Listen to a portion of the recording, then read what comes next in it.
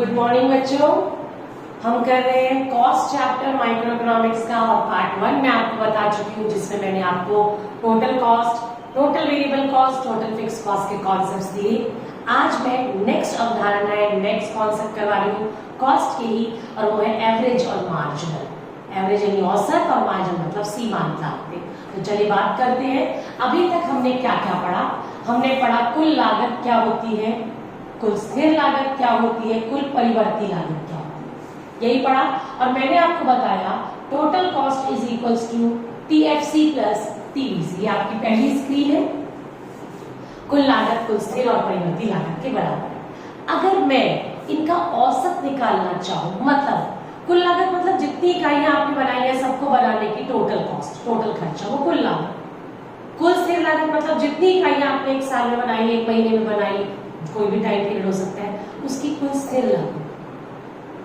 ऐसी परिवर्ती की बात करती हूँ, कुल जितनी इकाइयां बनाई उनकी कुल परिवर्ती लागत कितनी, कुल का मतलब टोटल।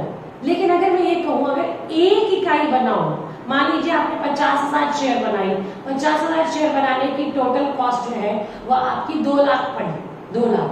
तो एक शेयर की कॉस्ट क्या है? तो आप 2 लाख डिवाइडेड बाय 50,000 कर दोगे तो एक शेयर की कॉस्ट आ जाएगी।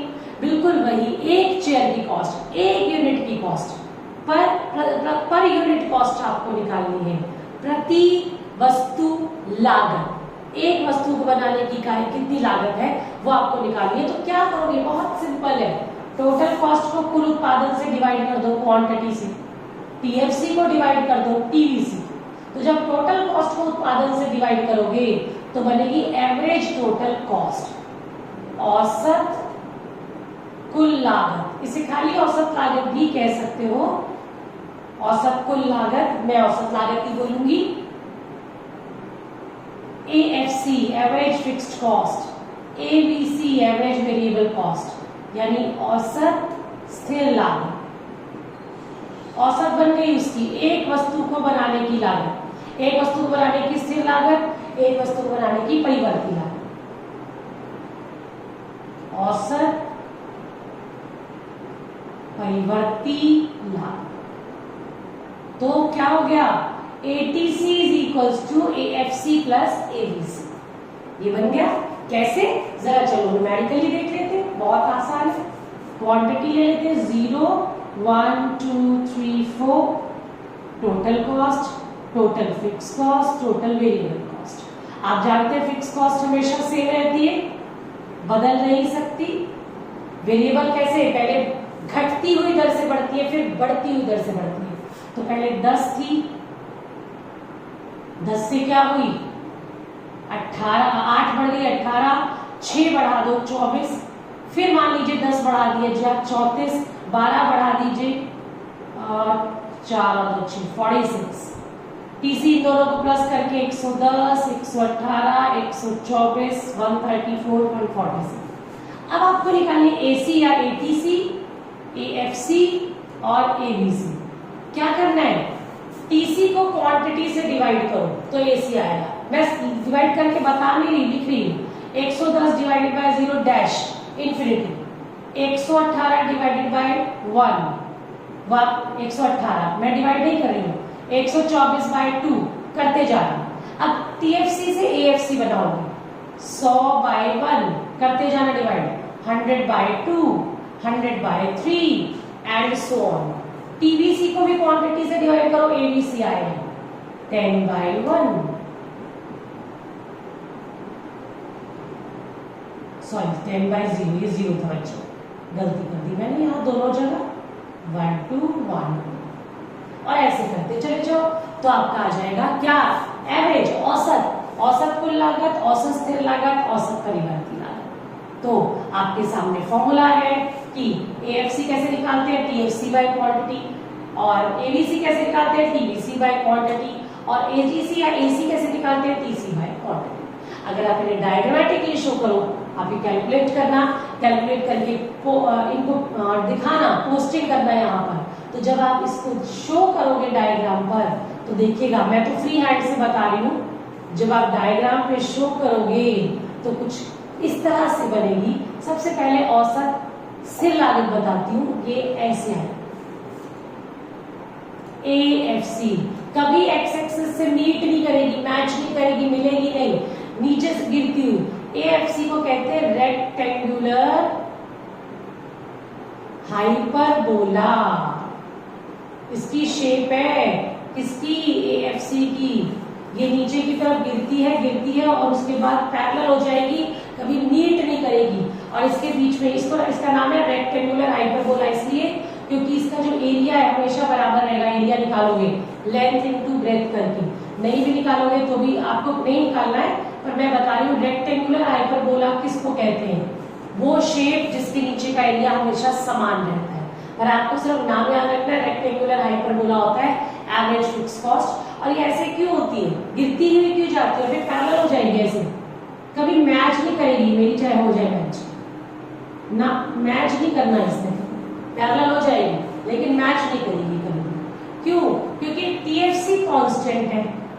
देखो आप, टीएफसी अगर कांस्टेंट है और उसको क्वांटिटी से डिवाइड करो तो गिरती जाएगी ना एएफसी। देखो कैसे, मान लो टीएफसी 100 है तो 100/1 100, 100/2 50, 100/3 33, 100/4 25, ये कम होती चली जाएगी तो क्या होगा, गिरती रहती है। AFC is falling falling falling falling, और कैसे, रेक्टेंगुलर हाइपरबोला की तरह फॉल करती है एएफसी। क्यों, रीजन क्या है, क्योंकि टीएफसी स्थिर रहती है और उत्पादन बढ़ता जाएगा तो ये एएफसी क्या हो जाएगी, फॉल हो जाएगी।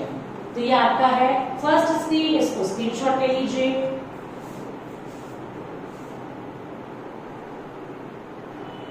अब हम बात करते हैं औसत परिवर्ती लागत की। एबीसी अगर क्वांटिटी से डिवाइड कर दें टीवीसी को, कुल परिवर्ती लागत को क्वांटिटी यानी उत्पादन की इकाइयों से आप भाग कर दें तो पता चल जाएगा एक वस्तु को बनाने की परिवर्ती लागत कितनी है, प्रति वस्तु परिवर्ती लागत, प्रति इकाई परिवर्ती लागत, एबीसी। और एबीसी के बारे में इसका शेप कैसे बनता है, किस तरह से दिखाई देता है इसका कर्व, बहुत आसान है। आप क्वांटिटी ले लीजिए बढ़ती हुई, टीवीसी का आप जानते हैं नेचर कैसा है, पहले बढ़ती है किस दर से, डिमिनिशिंग रेट से, घटती दर से, और फिर बढ़ती दर से, वैसा ही बनाने का। तो जरा देखिए, मैं थोड़ा आसान करके बड़े बड़े नंबर ले लेती हूँ जानबूझकर। सपोज 1000 है, 1000 में 800 बढ़ा 1800, 600 बढ़ाइए 2400, यानी आपने बढ़ाया घटती दर से, अब बढ़ती दर से बढ़ाइए। इसको आप बढ़ा दीजिए, आपने यहाँ 600 से 6 बढ़ाया है तो मैं आप इसको बढ़ा देती हूँ 8 से 3200, फिर 10 से बढ़ा देती हूँ, 10 से भी ज्यादा बढ़ा देती हूँ। ये देखिए मैंने और ज्यादा बढ़ा दिया, 13 से बढ़ा दिया, 1300 से जानबूझकर। अब ABC, TVC by quantity, 1000 divided by 1, यानी एक वस्तु बनाने की लागत 1000, कौन सी परिवर्ती, 1800/2, 900, 2400/3, 800, 3200/4, फिर 800, 4500/5, 900। तो आप देखिए औसत परिवर्ती लागत पहले घटती है, एसी डिक्रीज हो रही, सॉरी एबीसी पहले डिक्रीज, फिर कांस्टेंट हो भी सकती है, नहीं भी हो सकती, और उसके बाद क्या होती है, घटती है। फिर एबीसी पहले घट रही है फिर बढ़ रही है। तो अगर आप एबीसी शो करते हो डायग्राम पे, यहाँ उत्पादन, यहाँ परिवर्ती लागत, औसत परिवर्ती लागत, तो कुछ इस तरह से दिखाई देगा। इसका डायग्राम प्लॉट करके देखिए, 400 का गैप ले रही हूं,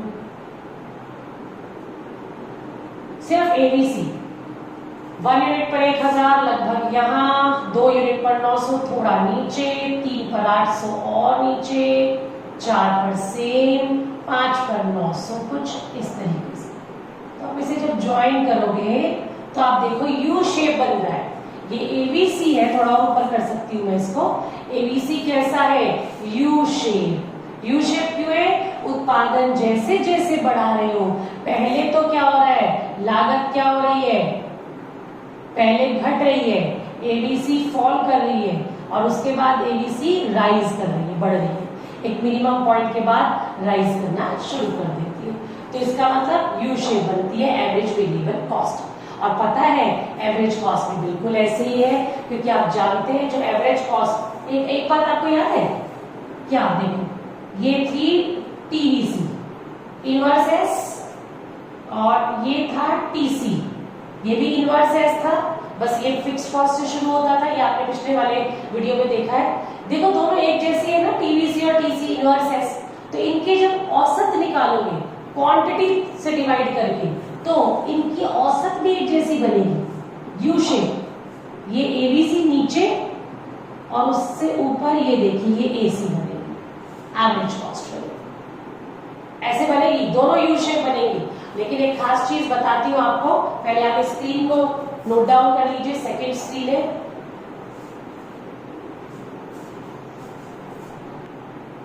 सामने स्क्रीन पर जो कि आपकी थर्ड स्क्रीन पर होगी, मैंने ऐड कर दिया टीएफसी को, और 1000 रुपए ले लिया टीएफसी और टीसी बना दिया, क्या होता है टीवीसी प्लस टीएफसी टीसी, दोनों को ऐड करके, और टोटल कॉस्ट को जब मैं क्वांटिटी से डिवाइड करूंगी तो मेरी एवरेज टोटल कॉस्ट या एसी आएगी। तो आप देखिए टीएफसी 1000, टीवीसी 1000, ये 2000, ये तो सेम ही रहेगी, 1000 प्लस 1800 28, 2400 प्लस 1000 34, 3200 प्लस 1000 42, 4500 प्लस 1000 5500 5500। ये आपका टीसी बना। टीसी को क्वांटिटी से डिवाइड किया, 2000 divided by 1 2000, 2800 divided by 2 3400 divided by 3 4200 by 5500 by 5। तो आप देखिए एवरेज कॉस्ट भी पहले तो घट रही है, फॉल, लेकिन उसके बाद क्या होगा, बढ़ना शुरू। अगर मैं और नंबर्स लूं तो ये बढ़ जाएंगे आप। तो अगर मैं इसको ऐसा लिखती हूँ तो गलत नहीं लिखूंगी कि एवरेज कॉस्ट भी पहले फॉल होती है और फिर क्या होती है, राइज, पहले गिरती है।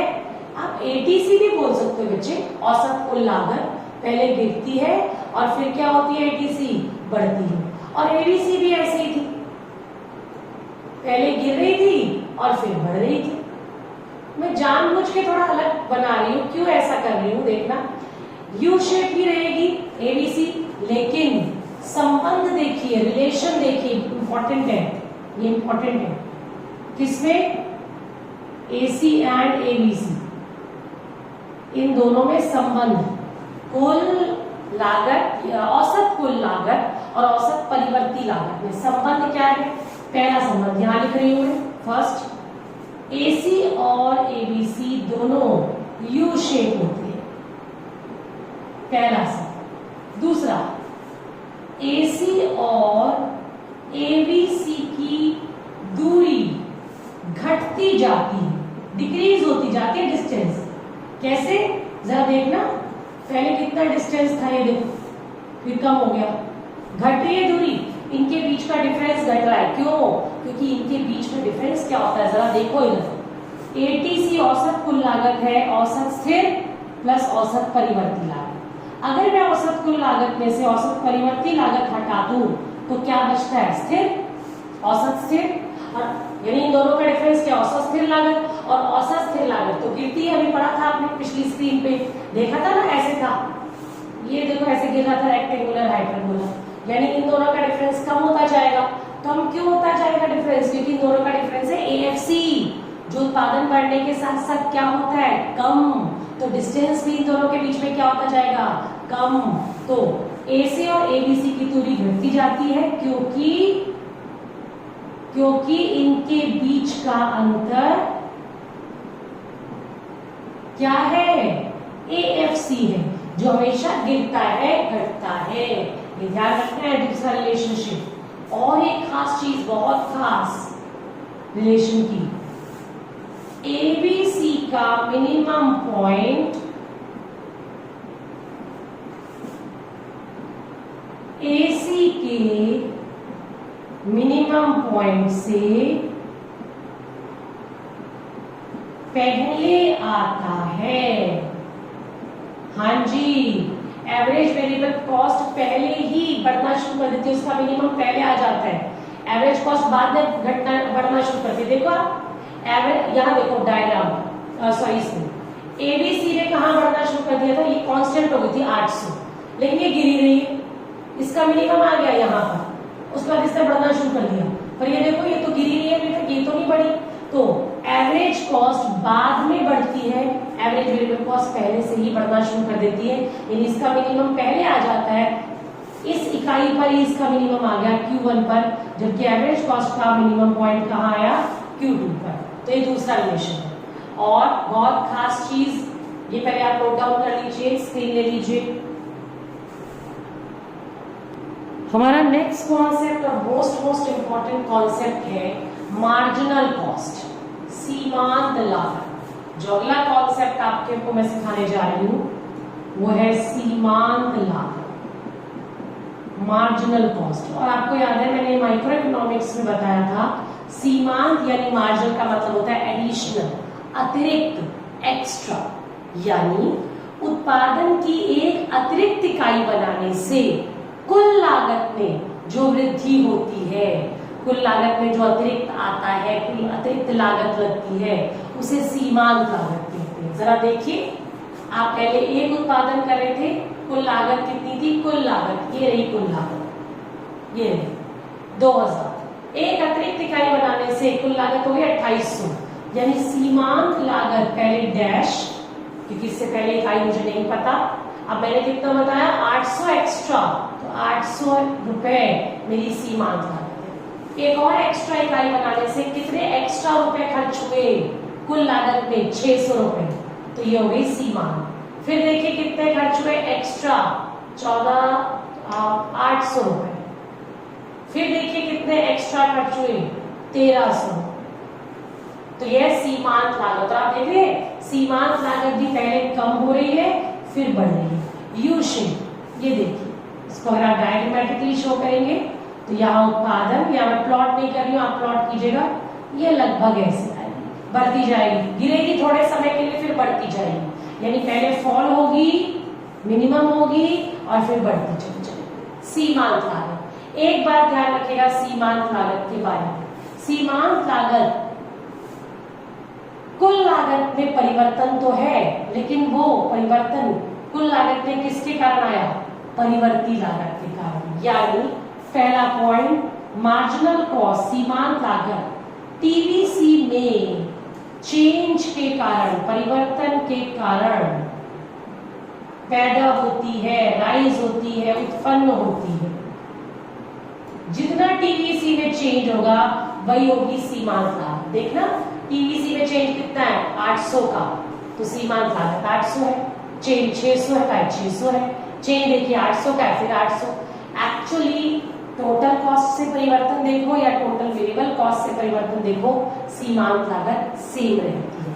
तो इसको मैं एक और फॉर्मूला से बताती हूँ, जरा देखिएगा। मार्जिनल कॉस्ट निकालनी है मान लो चौथी यूनिट की, फोर्थ यूनिट की, तो आप टोटल कॉस्ट जो चौथी यूनिट की है उसमें से माइनस कर दीजिए टोटल कॉस्ट तीसरी यूनिट की, 4 - 1। देखो जरा कैसे, टोटल कॉस्ट फोर्थ यूनिट की कितनी है 1 2 3 4 4200 रुपए, टोटल कॉस्ट थर्ड यूनिट की कितनी है 3400 रुपए, तो 4200 माइनस 3400, 800 रुपए मार्जिनल कॉस्ट हो गई फोर्थ यूनिट को प्रोड्यूस करने की। हाँ देखो 800 रुपए। अब यहाँ पर आप कुल लागत की जगह परिवर्ती लागत भी शो कर सकते हो कि आप total variable cost fourth unit की लो, उसमें से थर्ड यूनिट माइनस करो। जरा देखो फोर्थ यूनिट की टोटल वेरिएबल कॉस्ट 3200 है, थर्ड यूनिट की 2400 है, डिफरेंस देखो 800। दोनों में से चाहे आप टीसी से कैलकुलेट करो, टीवीसी से कैलकुलेट करो, मार्जिनल कॉस्ट सेम है।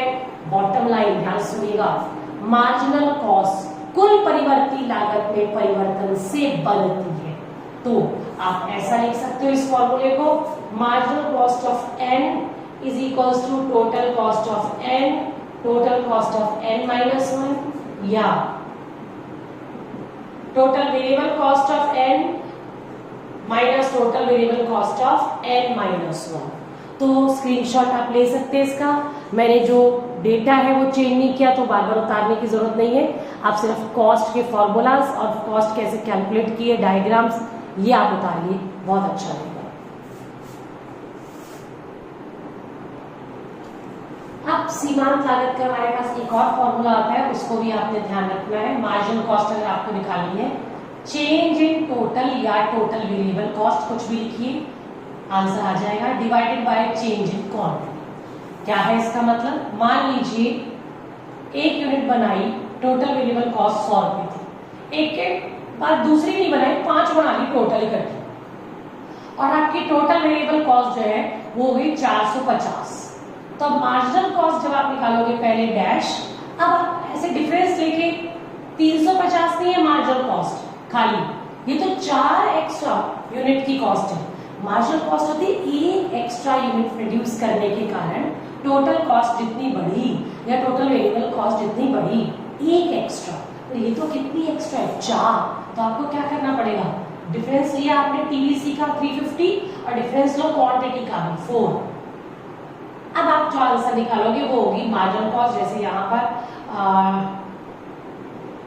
8.7 के करीब कुछ आ जाएगा, देख लीजिएगा 8.7, हाँ 8.7 के करीब कुछ आ जाएगा। तो ये होगी आपकी मार्जिनल कॉस्ट। तो डेल्टा यानी change in total variable cost by change in quantity, या change in total cost by change in quantity, ऐसे भी आप मार्जिनल कॉस्ट कैलकुलेट कर सकते हैं। अब जो सबसे इंपॉर्टेंट क्वेश्चन है वो है ये रिलेशन बिटवीन, बहुत इंपॉर्टेंट है एग्जाम में पूछने के लिए, average cost and marginal cost. AC और एमसी में औसत और औसत लागत, औसत कुल लागत कह दो, या सीमांत और सीमांत लागत में क्या रिलेशन है। तो मैं डायग्राम से बताती हूँ। औसत लागत ये उसका मिनिमम पॉइंट, और सीमांत लागत कुछ ऐसे। उप्स, गलत हो गया, जब आप बनाओगे मिनिमम से पास होगा, ऐसे यू शेप भी है। प्लॉट करके देखना डेटा को, तो एसी और एमसी का रिलेशनशिप देखना। जब तक एसी गिर रहा है मार्जिनल कॉस्ट हर पॉइंट पर उससे नीचे है, जब तक एवरेज कॉस्ट घट रहा है, घट रही है, सीमांत लागत उससे नीचे है, कम है। ये तो कब तक घट रहा है, इतना उत्पादन करोगे तब तक घटता रहेगा इसे। तो सीमांत लागत देखो हर पॉइंट पर उससे नीचे है। हाँ, अपने आप में बढ़ भी सकती है, घट भी सकती है सीमांत लागत। ये देखो घट रही है फिर बढ़ रही है, पर सीमांत लागत अपने आप में बढ़ और घट सकती है। अच्छा, कुछ बच्चे ना ऐसा कह देते जब औसत लागत घट रही है सीमांत लागत नहीं घट रही है। अरे नहीं, बिल्कुल नहीं, नंबर कट जाएंगे, ऐसा नहीं कहना। जब औसत लागत घट रही है सीमांत लागत हर उत्पादन बिंदु पर उससे कम है, ऐसा कहना है। If average cost is falling, marginal cost is below it at every point, but marginal cost may fall and rise in itself. खुद में बढ़ भी सकती है और घट भी सकती है। सेकेंड रिलेशनशिप इस ई पॉइंट का बनता है, यहां लिख रही हूं। If average cost is minimum, अगर औसत लागत न्यूनतम है, marginal cost is equals to it, सीमांत लागत इसके बराबर होती है। देखो इस ई पॉइंट पर मिनिमम है, सीमांत बराबर है, कट कर रही है इसको। और तीसरा आपको दिखाई दे रहा है, इफ एसी इज राइजिंग, अगर औसत लागत बढ़ रही है, MC is above it, marginal cost उससे ऊपर है। अब देखिए हर पॉइंट पर एसी बढ़ रहा है। मान लीजिए आप उत्पादन कर रहे हैं इतना Q2, तो इसको बढ़ाइए जरा, औसत लागत पड़ी इतनी और सीमांत लागत तो और ऊपर आएगी, ये देखिए एक्स्ट्रा। ठीक है, तो ये आपका रिलेशनशिप है। मिनिमम से लेफ्ट में अगर एसी बढ़ रहा है, घट रहा है, सॉरी, मार्जिनल कॉस्ट उससे कम होता है। मिनिमम के राइट में अगर एसी बढ़ रहा है, मार्जिनल कॉस्ट उससे ज्यादा होता है। ठीक है, तो ये रिलेशनशिप डायग्राम के साथ डेटा दे दे तो और भी अच्छा है, और लिख के दिखाना है आपने। तो स्क्रीनशॉट लीजिए, relationship between AC and MC. अच्छा, एक चीज और बता दूं आपको, जहां एसी और एमसी का रिलेशन है वहीं एबीसी और एमसी का रिलेशन भी पूछा जा सकता है। बिल्कुल सेम रखिए, जहां बस एसी लिखा है वहां पर परिवर्ती लागत लिख दीजिए, औसत परिवर्ती लागत, बाकी एकदम सेम, कोई चेंज नहीं किसी भी तरीके का। जो फॉर्मूलाज मैंने बताए उन फॉर्मूलाज की हेल्प से न्यूमेरिकल्स कीजिएगा। एक बार मैं फॉर्मूलाज रिपीट कर देती हूँ इस पूरे चैप्टर में, क्योंकि न्यूमेरिकल इंपॉर्टेंट है। बुक के अंदर से आपको न्यूमेरिकल करने हैं, सब इन्हीं फॉर्मूला से हो जाएंगे। जैसे मैंने सबसे पहला फॉर्मूला बताया, टोटल कॉस्ट होता है total fix cost plus total variable cost. Second, average total cost कैसे निकालते हो आप? टोटल कॉस्ट को क्वांटिटी से डिवाइड करो, तो एवरेज टोटल कॉस्ट या एवरेज कॉस्ट कह सकती हूँ इसको मैं। फिर टोटल फिक्स कॉस्ट को क्वांटिटी से डिवाइड करो, average fix cost. Total variable cost को क्वांटिटी से डिवाइड करो, average variable cost. Fifth, average total cost दोनों को प्लस कर दो, एएफसी और एबीसी, तो एवरेज टोटल कॉस्ट। देन हमारे पास मार्जिनल कॉस्ट का फॉर्मूला है जो अभी अभी मैंने डिस्कस किया आपके साथ। मार्जिनल कॉस्ट के दो फॉर्मूलाज हैं, दोनों में से आप कोई भी लगा दीजिए, एकदम ठीक रहेगा। डायग्राम्स आपको पता होने चाहिए, एक बार सभी के डायग्राम इकट्ठे देख लीजिए। ये आपके पास टीवीसी है, टीएफसी नीचे उत्पादन, टीसी इनवर्स एस होगी, तीनों टोटल कॉस्ट आ गए। मार्जिनल यू शेप बनता है, एवरेज कॉस्ट यू शेप बनता है, एवरेज वेरिएबल कॉस्ट भी यू शेप ही बनेगा, और average fix cost rectangular hyperbola. ये सभी डायग्राम्स ऐसे ही आपने भी नोट डाउन करने हैं ताकि आपको पता चल जाए और रीजन सबके क्लियर होने जरूरी है।